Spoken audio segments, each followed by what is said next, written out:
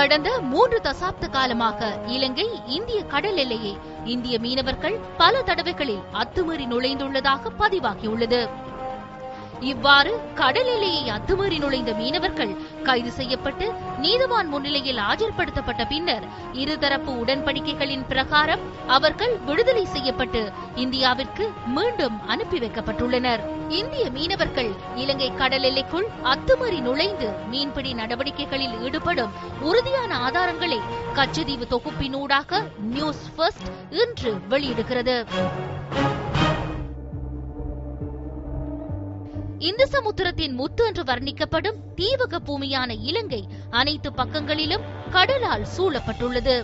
உலகில் பெருமளவில் மீன்பிடி நடவடிக்கைகளில் ஈடுபடும் இந்தியாவிற்கு அருகில் இலங்கை காணப்பட்ட போதிலும் இலங்கையின் கடல் வளம் அருகில் உள்ள நாட்டை விடவும் அதிகளவாக காணப்படுகின்றமை மகிழ்ச்சி அளிக்கும் ஒன்றாகும்.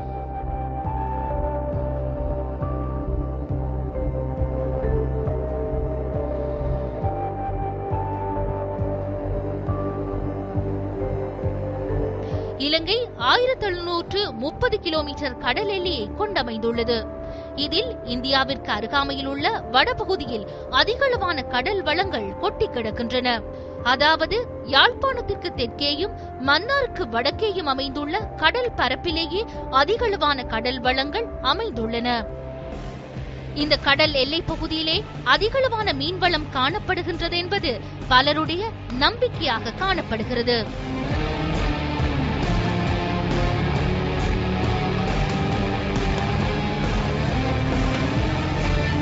இந்திய இலங்கை மீனவ பிரச்சினை.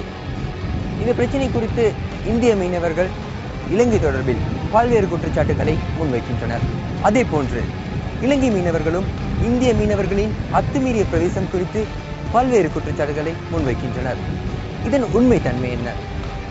இது குறித்து ஆராய்வதற்காக இன்று நாம் இலங்கை கடல் எல்லை, அதாவது இலங்கை இந்திய கடல் எல்லை நோக்கி புறப்படுவதற்கு தயாராக இருக்கின்றோம். இது யாழ் குருநகர் மீனவ துறைமுகம். இங்கிருந்து நாம் தற்போது பயணத்தை ஆரம்பிக்கின்றோம். இந்திய இலங்கை கடல் எல்லைக்கு போகின்ற ஆசை எங்ககிட்ட நிறையவே இருந்தது. அதனால நாங்க தெரிவு செஞ்ச இடம் தான் கச்சத்தீவு. இந்த கச்சத்தீவு நோக்கி போறதுக்கு நாங்க தெரிவு செஞ்ச மீன்பிடி துறைமுகம் குருநகர் மீன்பிடி துறைமுகம். இங்கிருந்து நாங்க பயணத்தை ஆரம்பிச்சோம். இந்திய இலங்கை கடலிலே நோக்கிய இந்த பயணத்துல நிறையவே உயிர் ஆபத்துக்கள் காணப்படும்ன்றது எங்களுக்கு நல்லாவே தெரியும்.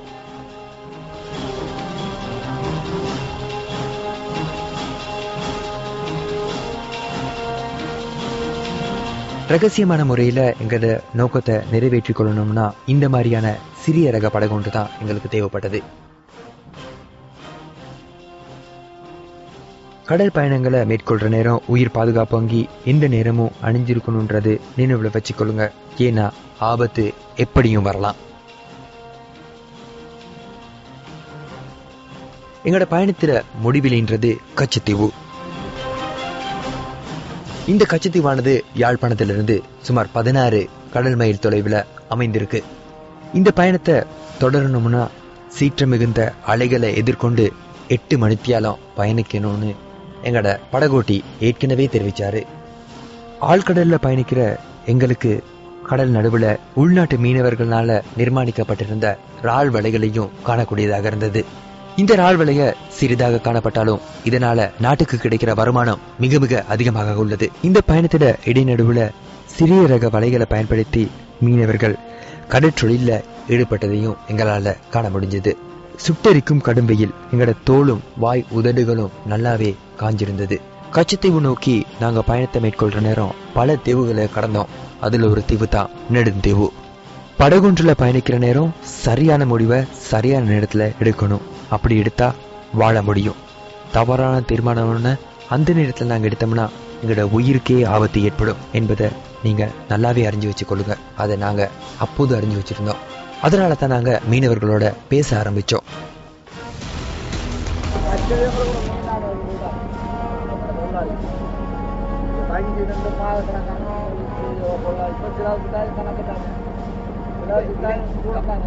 இலங்கை அரசாங்கம் வந்து உங்களுக்கு வந்து கச்சத்தீவுல போயிட்டு மீன் பிடிக்கிறதுக்கு அனுமதி இல்லையா? கச்சத்தீவு அங்கால கச்சத்தீவு அன்னைக்கு கூட போக முடியாது. அப்படி போகலாம், இறங்க முடியாது கச்சத்தீவு. இப்போ உங்களுக்கு கச்சத்தீவுல இறங்கி நீங்க மீன் பிடிச்சீங்கன்னா உங்களுக்கு எப்படியான ஒரு நன்மை கிடைக்கும்? உங்களுக்கு இப்போதே சிலாசிட்டாவது நல்ல போடலாம். நல்லா எங்களை தங்கி கிழமையில தங்கி வர்றதுக்கு எங்களுக்கு இங்கே போதிக்காது. இப்போ இங்கே வந்து தொழிற்சேர்ந்து போகிறோம்னா எங்களுக்கு குறைஞ்சது 15,000 ரூபா முடியும். வந்து ஒன்றும் இல்லை, வரையில ஒன்றும் இல்லாமல் சும்மா தான் போவோம். இப்போ அங்கே தங்கிடுவோம் தானே, தங்கிட்டு 2 நாள் 3 நாளைக்கு தங்கி போட்டு தொழிற்சேதம் வருது. தொழிற்சேதம் வரைக்கும் எங்களுக்கு ஒரு மிச்ச பகுதியாக இருக்குது.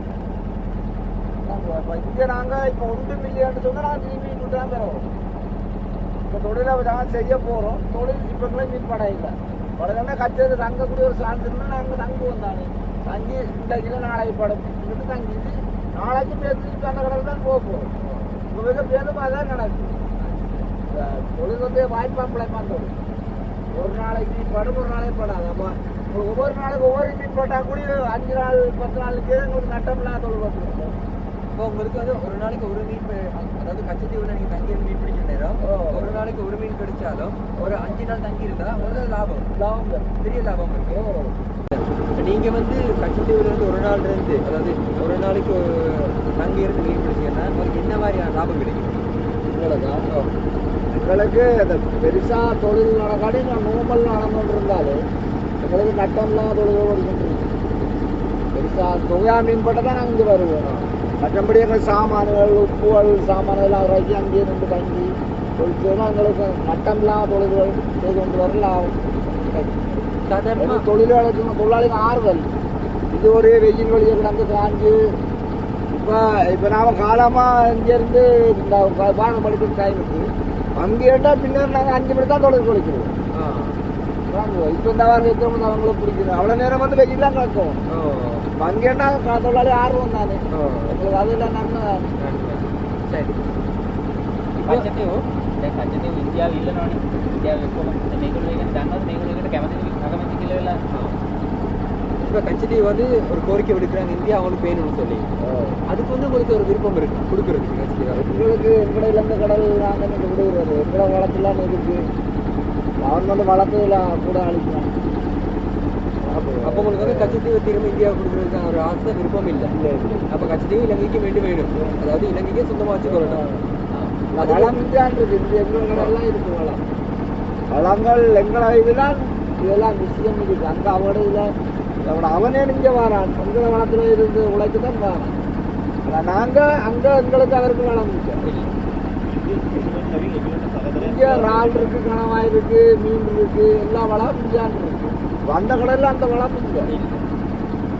இப்போ உங்களுக்கு வந்து இப்போ கச்சத்தீவு கடற்பரப்புல இந்திய மீனவர்கள் வந்து அத்துமீறி பிரவேசித்து உள்ள வந்து உங்களோட மீன்பிடி நடவடிக்கையில் ஈடுபடுற நேரம் உங்களுக்கு எப்படியான ஒரு அச்சுறுத்தல் ஒரு அதெல்லாம் ஒரு அச்சுறுத்தல் உங்களோட பலவாள் சேதமாக்குவாங்க. எங்களை மீனை தொகையாக கொண்டு பிடிச்சிட்டு போயிடுவோம். நாங்கள் ஒரு வருஷம் பிடிக்கிற மீனை ஒரு மாதிரி விடுவோம். அப்படியான தொகையான கருவி வச்சுட்டாங்க, ஒரு பதை வச்சுட்டாங்க. சரி, அப்போ அவங்க வந்து இப்போ நீங்கள் சொல்லுங்க நீங்கள் வந்து ஒரு வருஷம் பிடிக்கிற மீன் அவங்க ஒரு மாதத்துல பிடிப்பாங்க. நீங்கள் செய்கிற மீன்பிடி நடவடிக்கைக்கும் அவங்க செய்கிற மீன்பிடி நடவடிக்கைக்கும் வித்தியாசம் என்ன? அவங்க ரோலர் கெட்ட போனது அது அந்த தொகையாவார மீனை ஒரு அடி ஆயிடுச்சு. நாங்கள் 1-2 தானே பாட்டு ஓடி போடுற மீன் தான் நாங்கள். இப்போ அவங்க பிடிக்கிற மீன்பிடி முறை அந்த வலைய ஏன் இலங்கையில பாதிக்க கூடாது? அவன் ரோலிங் தானே, ரோலிங் அளவுக்கு அப்படியே கொண்டு வருவான். ஆமா, அப்ப அந்த மீன்பிடி பற்றி இந்த படகுல மீன்பிடி செய்யலாம். காரணம் என்ன? அவன் கூட என்ஜின் பார்த்தா அவன் போஸ்ட் வெளியே தெரியும். உங்களோட என்ஜின் வந்து கூடுதலான கெப்பாசிட்டி என்ன அளவு இருக்கா? எங்களது இது இவ்வளவுதான். என்ன அளவு எங்களது 28 கோர்ஸ் போடுறோம். 28 அவன் 108 கோர்ஸ் போடுறது. அதாவது வடப்பகுதியில் இருக்க எல்லா மீனவர்களிடையும் இயந்திர படகு வந்து அந்த அளவு மட்டும்தான் இருக்கா? அவ்வளவுதான். இங்கே எல்லாமே கடல்ல இதுதான் இருக்கு. யாழ்ப்பாண கடல்ல இந்த கோர்ஸ் போடுறது இதுதான் இருக்கு. இதை தவிர வேற எதுவும் அரசாங்கம் வழங்குறது இல்லை. கச்சத்தீவை நீங்க வந்து திரும்ப இந்தியாவுக்கு கொடுக்கறதுக்கு விருப்பமா? இல்லை, எங்களுக்கு விருப்பம் இல்லை. ஏன்னா எங்களை மீனை தொழிலுக்கு கட்சியை தான் எங்களுக்கு இலகுவான இடம் தொழில் செய்கிறது. நாங்கள் இப்போ யாழ்ப்பாணத்துலேருந்து இங்கே கட்சிக்கு வர்றது எங்களுக்கு 7 மத்தியானம் பிடிக்கும். 7 மத்தியானம் சில வரவுகளும் கூட இந்த கட்சியில் வந்து நாங்கள் நின்றோம்னா 10 நாளைக்கு நின்றுட்டு வீட்டை போகலாம். அப்போ அந்த 10 நாளும் எங்களுக்கு கொஞ்சம் 5-10 மீனாக பட்டாலும் எங்களை சிலாவுக்கு எங்களை வீட்டு செய்யறதுக்கு மட்டுமட்டான செய்யறதுக்கு போகணும். එතකොට කටයුතු ඔබට ඒගොල්ලෝගේ වැඩේට කියන්නේ ඒගොල්ලන්ගේ දීවර කටයුතු වලට යොදා ගන්න උවමනාවක් තියෙනවද? ඒ කියන්නේ ඉල්ලීමක් තියෙනවද කියලා கச்சத்தீவை வந்து உங்களோட மீன்பிடி தொழிலுக்கு ஈடுபடுத்திக் கொள்றதுக்கு ஏதாவது ஒரு கோரிக்கை இருக்கா? அந்த கோரிக்கைன்னா எங்களுக்கு முந்தைய நாங்கள் பரம்பரை காலமாக எங்களை கச்சேரியை தான் நாங்கள் நம்பி இருந்தோம். இந்த மீன் பிடிக்க இந்த கோடவுண்டல் சீசனுக்கு கச்சேரியில் நாங்கள் 2 மீன் பிடிச்சி தொலைச்ச சீசன் எங்கள் பாட்டன் கூட்ட நாங்கள் இருந்த காலங்கள். நாங்கள் இப்போ நடைமுறைக்கு எங்களுக்கு அது இலவாக வருது. මේගොල්ලන්ගේ මොකද සියලක්ම මේ තමයි කරන්නේ. ඒ නිසා දැන් මේගොල්ලන්ට අත්‍යයක් නැහැ කියලා කියනවා. கச்சத்தீவு அண்மிக்க ஒரு சில நிமிடங்கள் காணப்படுற நேரம் ஒரு சிறிய ரக படகு ஒன்று எங்களை கடந்து சென்றது. அந்த சிறிய ரக படகை நிறுத்தி நாங்க அதுல இருந்த மீனவரோட கதைக்க நின்னோம். அவரோட கதைக்க ஆரம்பித்த ஒரு சில நிமிடங்கள்ல ஒரு உண்மை தெரிந்தது. அவர் இந்திய கடலிலேயே அத்துமீறி பிரவேசித்து இந்திய அதிகாரிகளால கைது செய்யப்பட்டு அங்க சிறையடிக்கப்பட்டிருந்த இலங்கை மீனவர்ன்றதை நாங்க தெரிஞ்சுக்கிட்டோம். அதனால அவரோட ஒரு சில கேள்விகளை கேட்டு அவரோட பேசினோம்.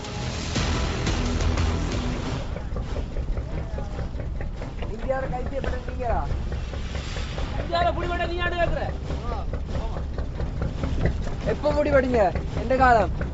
எந்த காலத்தை முடிவடிங்க?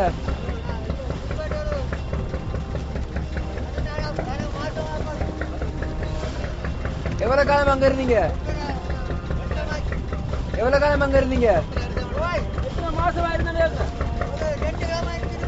2 கிழமை.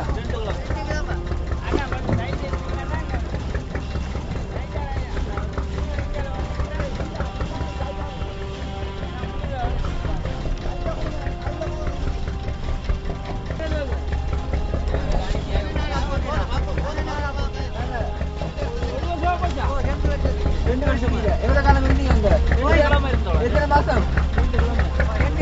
2 கிழமை. எதுவும் அங்க உங்களுக்கு எதுவும் அச்சுறுத்தினாங்களா?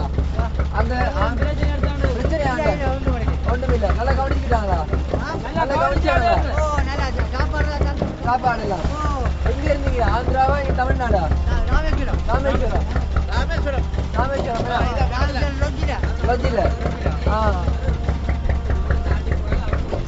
நீங்க வந்து போர்டர் தாண்டி போய் அப்படி போட்டீங்க?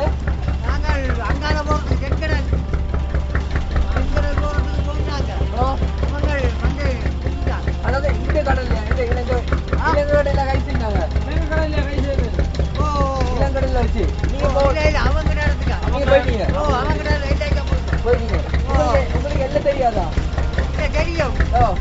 நாங்கள் வரமாட்டேன் தான் போனது. வந்துட்டாங்க. சரி. 285 ஏக்கரை கொண்டமைந்த இந்த நிலப்பரப்புக்கு இந்த 2 நாடுகளும் தமது கவனத்தை அதிகளவில் செலுத்துவதற்கான காரணம் என்ன?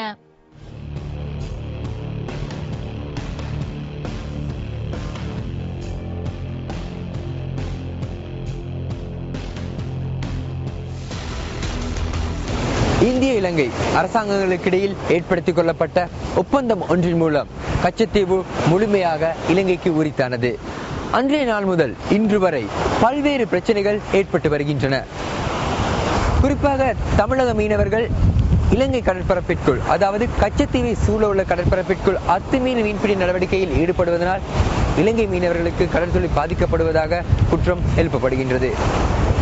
அதே நேரம் இந்திய சார்பில் அவர்களுக்கு இந்த கச்சத்தீவு அவர்களுக்கு சொந்தமானது என்ற சர்ச்சையும் ஏற்படுகின்றது. இதன் உண்மைத்தன்மை என்ன? இது குறித்து ஆராய்வதற்காக தற்போது நாம் கச்சத்தீவிற்கு வருகை தந்தோம். கச்சத்தீவு கடற்பரப்பிற்குள் இறங்கிய எங்களுக்கு சிப்பிகளும் முட்களிலான தாவரங்களும் காண முடிஞ்சது. கச்சத்தீவு தொடர்பான தகவல்களை நாங்க சேகரிக்க ஆரம்பிச்சோம். அப்போ வியத்தகு ஆச்சரியம் ஒன்று எங்களுக்கு காத்திருந்தது. அதுதான் கச்சத்தீவை சூழ உள்ள கடற்பரப்பிற்குள்ள இந்திய மீனவர்கள் அத்துமீறி பிரவேசித்து மீன்பிடி நடவடிக்கைகள்ல ஈடுபட ஆரம்பித்தார்கள். அந்த காட்சிகளை நாங்க எங்களோட கேமராக்கள்ல பதிவு செஞ்சு கொண்டோம். ஆயிரக்கணக்கான இந்திய மீன்பிடி படகுகள் இலங்கை கடற்பரப்பை முழுமையாக ஆக்கிரமிச்சது. கச்சத்தீவு முழுமையாக இலங்கைக்கு சொந்தமான ஒரு தீவு என அண்மையில் இந்திய நீதிமன்றம் அறிவித்திருந்தது. இந்த நிலையில் தமிழக மீனவர்கள் கச்சத்தீவு கடற்பரப்பிற்குள் அத்துமீறி மீன்பிடி நடவடிக்கையில் ஈடுபடுவதனை இன்றைய தினம் இங்கு வருகை தந்த எம்மால் காணக்கூடியதாக இருந்தது.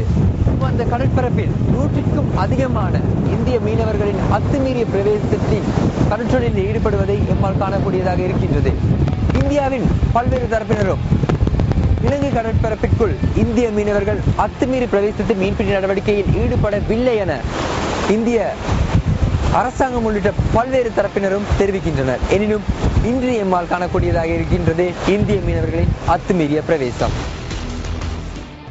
கச்சத்தீவு நோக்கி வந்த இந்த இந்திய மீனவர்கள் மன்னார் கடற்பரப்புக்குள்ளும் சென்று மீன்பிடி நடவடிக்கைகள்ல ஈடுபட்டாங்க.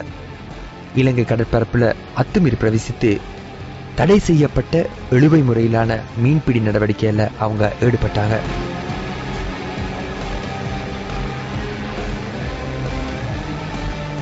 பாட்டம் ட்ரோலிங் எனப்படும் இழுவை முறையிலான மீன்பிடி நடவடிக்கை என்றால் என்ன?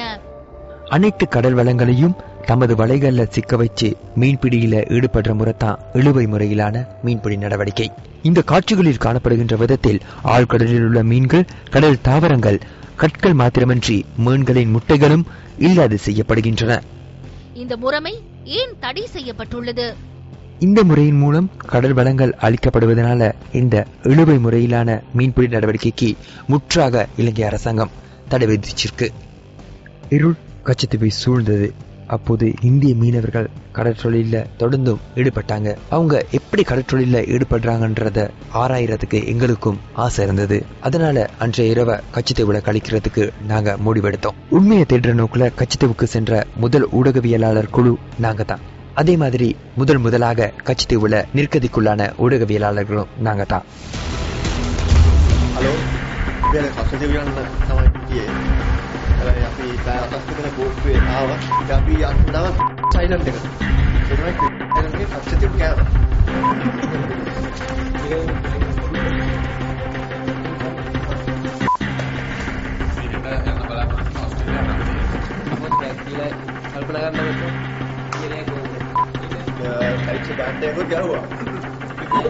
அப்படியே போவாங்க.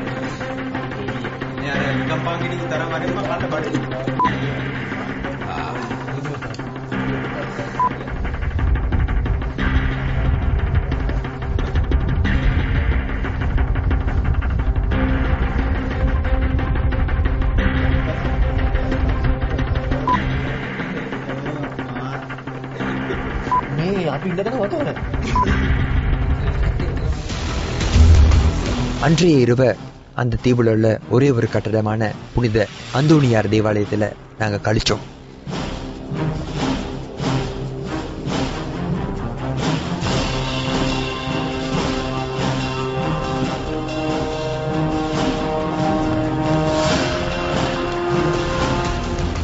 யாரும் எதிர்கொள்ள விரும்பாத ஒரு உயிர் ஆபத்தை நாங்க எதிர்கொள்ள தயாரானோம். ஆபத்து என்னன்னு சொல்லி அறிஞ்சிருந்த போதும் அதை கண்டு நாங்க கொஞ்சம் கூட அஞ்சல. தொடர்ந்தும் ஆபத்தை நோக்கிய பயணிச்சோம். தற்போது நேரம் சரியாக 3:30. நாம் கச்சத்தீவிலிருந்து யாழ்ப்பாணத்தை நோக்கி இந்த பயணத்தை மீண்டும் ஆரம்பித்துள்ளோம். எமது இந்த முயற்சி இந்திய மீனவர்கள் தற்போது இலங்கை கடற்பரப்பிற்குள் எவ்வாறு மீன்பிடி நடவடிக்கைகளில் ஈடுபடுகின்றனர் என்பது குறித்து இந்த அதிகாலை வேளையில் ஆராய்வதே இந்த முயற்சி. எனினும் இது சற்று ஆபத்தான முயற்சியாக காணப்படுகிறது. ஏனெனில் இவர்கள் 2 படகுகளின் மூலம் இழுவை முறையில் மீன்பிடி நடவடிக்கைகளில் ஈடுபட்டு கொண்டிருக்கின்றனர். எமது படகு இந்த இழுவை மீன்பிடி நடவடிக்கையின் இடையில் சிக்குண்டால் எமது உயிருக்கும் ஆபத்து ஏற்படும் அபாயம் காணப்படுகின்றது. எனினும் எமது முயற்சி எவ்வாறு அமையும் என எமக்கு தெரியவில்லை. சற்று முயற்சித்து பார்ப்போம்.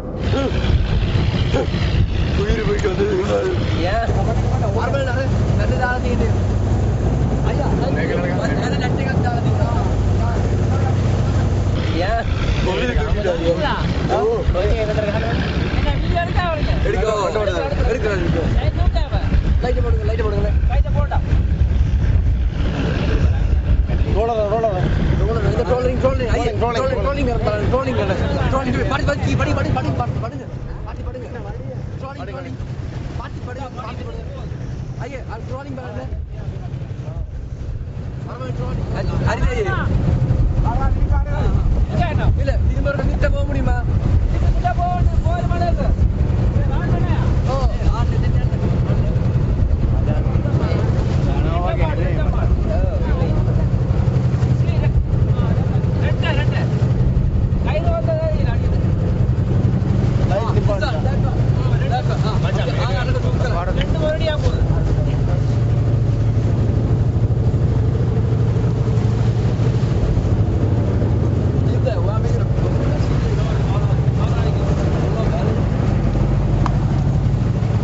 എന്നോട്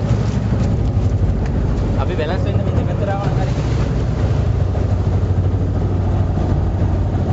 දක්වා රයිට්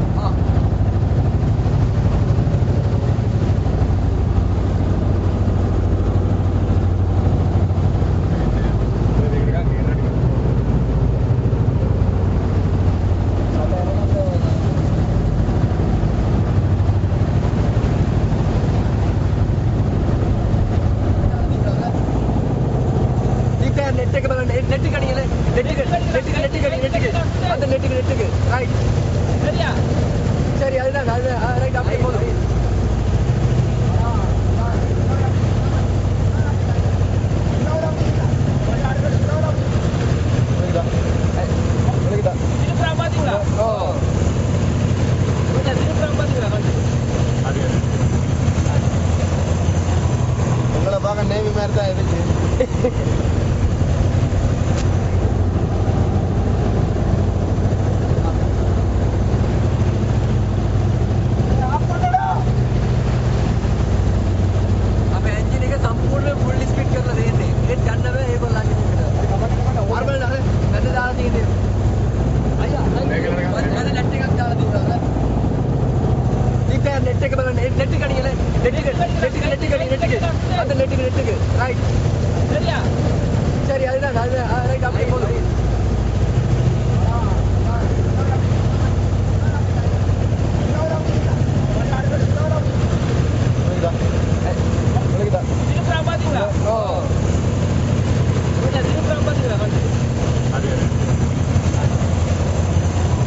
உங்களை பார்க்க நேவி மாதிரி தான் இருக்கு.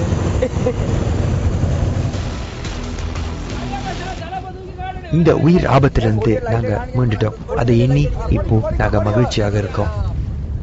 யாழ்ப்பாணத்தை நோக்கி நாங்க மீண்டும் எங்களோட பயணத்தை ஆரம்பிச்சோம். அப்போ ஒரு இலங்கை மீனவரை சந்திக்கிற வாய்ப்பு எங்களுக்கு கிடைச்சது. இந்திய மீனவர்கள் அன்றைய தினம் இலங்கை கடற்பரப்புக்குள்ள மீன்பிடி நடவடிக்கையில ஈடுபட்டாங்க. அதனால எங்களோட மீனவர்களுக்கு அன்றைய நாள் தொழில் செய்ய முடியல. நல்ல ஒடியா காட்டுங்க, பெரிய ஒடியா காடு, மற்ற ஒடியா காடு.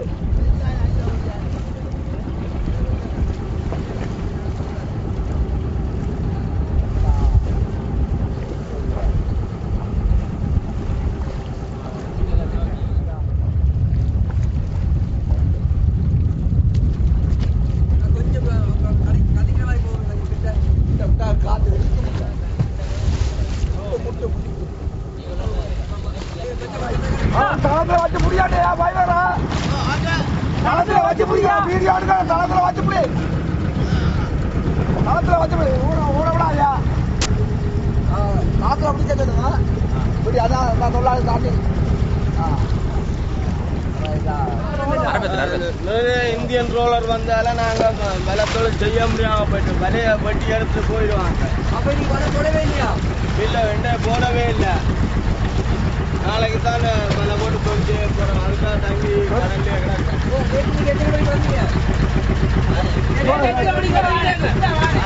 கேட்டு நாங்க காலம்புற 9 மணி போல வந்தோம். இல்ல அதான் போட்டதான் மீன் பிடிக்கும். அப்போ உங்களுக்கு எப்ப போவீங்க? நாளைக்கு தான் போவோம். நாளைக்கு நைட்டு மீன் பிடிச்சிட்டு அடுத்த நாள் காலையெல்லாம்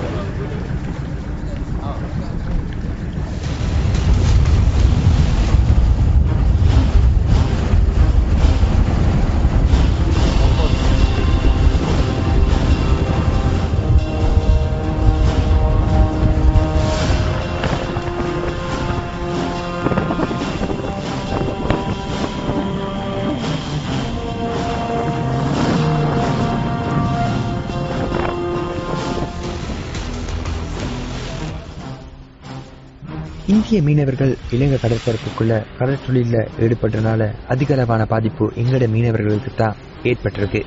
அவர்கள் அந்த மீனவர்கள் எப்படியான துயரங்களை எதிர்கொள்றாங்க?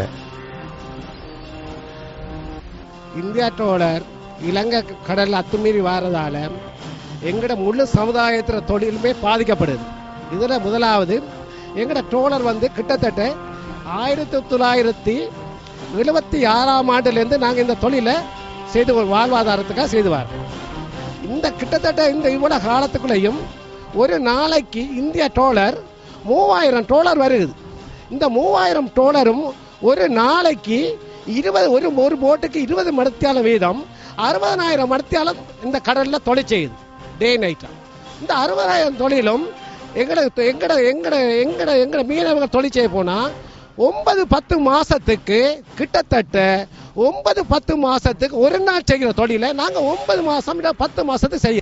இதோட வருகையால எங்களுக்கு ஏற்படுற பாதிப்பு மீன்கள் உற்பத்தியாகி முட்டையிட்டு இனப்பெருக்கம் செய்கிற பவளப்பார் கடல் தாவரங்கள் என்பதை அழிப்பதோடு மட்டும் இல்லாது பாரிய பெரிய மீன்களையும் 1-2 படகுகளை ஒரு மடி போட்டு இழுக்கிற பெரிய மிக்சர் மடி, இந்தியாவிலே தடை செய்யப்பட்ட ஒரு மிக்சர் மடி என்ற மடியை போட்டு இந்த கடல் இழுத்ததால அடித்தளத்திலிருந்து 72 அடி உயரத்தில் மேல்மட்டம் வரைக்கும் அது 180 மீட்டர் அகலத்தில் அந்த 2 போட்டும் சேர்ந்து ஒரு மடியை போட்டு இழுக்கிறதாலையும் எல்லா ரக மீன் கடல்லிருந்து அடியிலிருந்து சின்ன மீன்லேருந்து பெரிய மீன் வரைக்கும் எல்லா ரக மீன்களும் ஒரு நாளைக்கு 2.5 டன் 3 டன் 5 டன் என்ற வகையில் பெரிய மீன்கள் அதையும் பிடிச்சு கொண்டு கிட்டத்தட்ட ஒரு போட்டில் 5 டன் வரைக்கும் மீன் ஏற்றப்படுறாங்க. பெரிய மீன்கள் லொட் ஆகிற மீன். அப்போ அதனால ஒவ்வொரு கிட்டத்தட்ட அந்த ஜோடி போட்டு 250 ஜோடி போட் ஒரு நாளைக்கு இந்த கடலில் தொழில் செய்கிறாங்க. ராளுக்கு இருக்கிற போட் 1000க்கு மேலே தொழில் செய்கிறாங்க. அப்போ கிட்டத்தட்ட எல்லாம் சேர்த்து பார்க்கல 3000. இந்த பேசால கடல் பகுதி தரமன்னா நெடுந்தீவு கச்சதீவு வந்து பார்க்கக்குள்ள கிட்டத்தட்ட 5000 போட் 5000 போட்டுக்கு மேலே இங்கே வந்து தொழில் செய்கிறாங்க. அவருக்கு வேலை செய்ய இயலாது. இப்போ என் பிள்ளையெல்லாம் படித்து நல்ல ரிசல்ட்ஸ் எடுத்துட்டு இருக்கு. எனக்கு தொடர்ந்து படிக்க வைக்க வழி இல்லை. இதுதான் வாழ்வாதாரம் இதுலயே இருக்க முடியுமா? இல்லை தான். நாங்கள் இதை விட்டு கடந்து போகத்தான் நினைக்கிறோம். ஆனால் பிள்ளைகளை கடக்க வைக்கிறது என்றாலும் கடலால் வந்தால் தான் கடக்க வைக்க. ஆனால் கடலால் எங்களுக்கு வார அளவுக்கு இல்லை. எங்களை விட இப்போ நாங்களும் எங்களோட பிள்ளைகளை இந்தியாவுக்கு அனுப்பி தான் படிக்க வேண்டிய கட்டமாக இருக்குது. அதே தான் எங்களை விட அவங்க நல்லா தான் இருக்காங்க. இந்தியா ட்ரோலர் தான் இங்கே இலங்கை ஆக்கள் மாதிரி வேலை செய்கிறாங்களே ஒழிய நாங்கள் அதால் எந்த விதமான பலனையும். எங்களுடைய பகுதி மீனவர்கள் முக்கியமாக படுப்பு வலைன்னு சொல்லப்படுற தகில் வலைன்னு சொல்லப்படுகின்ற படுப்பு வலை தொழில் தான் மிக கூடுதலாக செய்கின்றார்கள். அது இரவு நேரங்களில் கூடுதலாக பயன்படுத்துகின்றார்கள். ஆனால் இந்திய மீனவர்கள் பயன்படுத்துகின்ற இழுவை மடி ஒரு வித்தியாசமான முறை. இதில் வேடிக்கை என்னன்னு சொன்னால் இந்த இழுவை மடி தொழில் இலங்கை அரசாங்கத்தினால் ஒரு தடை செய்யப்பட்ட ஒரு மீன்பிடி முறை. ஏன்னு சொன்னால் இந்த முறைகள் மூலம் கடலில் அடித்தளங்களில் உள்ள பாறைகள் அல்லது மீன் வளர்ச்சி அடையக்கூடிய முதுகைக்கல் பிரதேசங்கள் மற்றதும் அது இனப்பெருக்கம் செய்யக்கூடிய இடங்கள் எல்லாம் அந்த அடித்தள இழுவை வலைகள் ஊடாக பொட்டம் ட்ரோல் நெட் என்று சொல்லப்படுறது அடித்தளங்களுக்குள்ளாக இழுத்து செல்லப்படுவது அப்படின்னால அந்த அடித்தளங்கள் முற்றாக அழிவடைவதோடு சிறிய மீனினங்கள் தொடக்கம் எல்லா வகையான மீனினங்களும் வாரி அள்ளி செல்லப்படுற நில காணப்படுற அப்படின்னால இலங்கை அரசாங்கம் அந்த மீன்பிடி முறையை தடை செய்திருக்கு. இந்த இழுவை மடி தொழில்களை மேற்கொள்ளப்படியினால வார பிரச்சனை என்னன்னு சொன்னால் ஒன்று வடபகுதி கடல் வளம் என்று சொல்லப்படுகின்ற முக்கியமாக ஏற்றுமதி சார்ந்த கடல் உணவுகள் என்று சொல்லப்படுகின்ற இறால், கடலட்டை, சங்கு, சிங்கரால், மற்றது கணவாய் போன்ற அந்த முக்கியமான ஏற்றுமதி பொருட்களும் இது தவிர சிறிய மீன்கள் காரல் மீன் தொடக்கம் பெரிய மீன்கள் வரையிலையும் இந்த இழுவை படகுகளால் வேகமாக சுரண்டப்பட்டு கொண்டு போகிற ஒரு போக்கு இருக்கு.